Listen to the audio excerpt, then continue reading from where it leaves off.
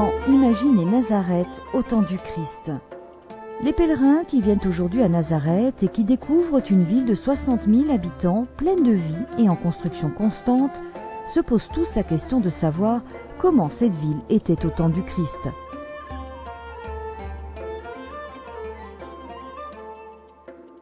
Les études et les recherches que l'on a pu faire laissent penser que les choses ont beaucoup changé. Dans l'Évangile, Nazareth est appelée une ville, du grec polis, et non un village, du grec komé, ce qui suppose déjà une certaine taille, avec quelques centaines d'habitations.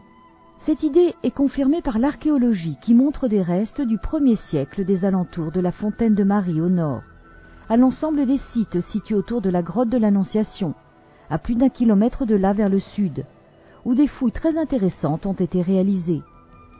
Les habitations étaient souvent appuyées sur des grottes ou partiellement sur des rochers aménagés, ce qui permettait une régulation de la température.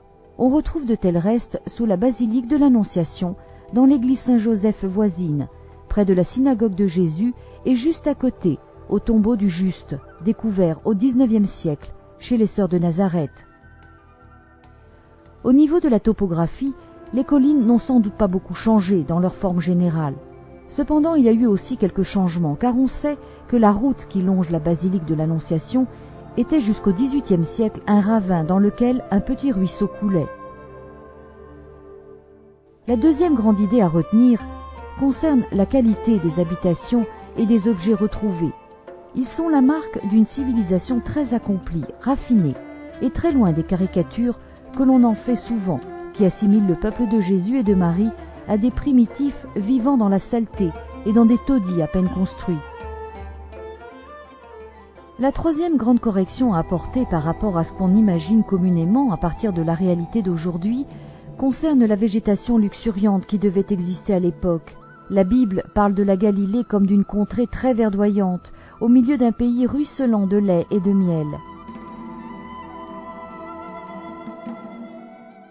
Mais quoi qu'il en soit, de la reconstitution imaginaire que l'on peut faire, Nazareth reste avant tout, pour tous les chrétiens, la ville choisie de toute éternité pour le grand mystère de l'incarnation du Fils de Dieu, le lieu où l'Éternel est entré dans le temps, dans le sein de la Vierge Marie.